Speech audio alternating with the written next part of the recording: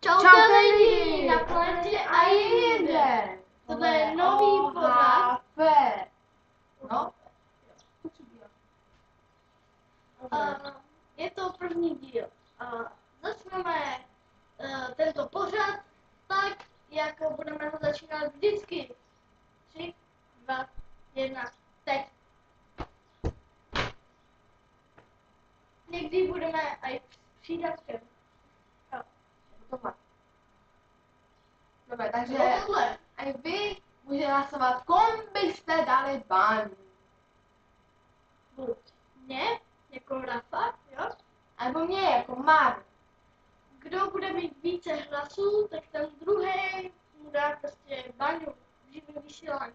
Bude to tak v 5. díle, jo? Takže, a kdybyste ho náhodou prošvihli, tak se můžete podívat na YouTube, tam budou všechny naše videa. A prostě, jo, tak se tam klidně mrkněte, budou se jmenovat OHP, prostě, no. 1, 2, 3, 4, 5, 6, 7, Dobre, 8, 9. Dobre.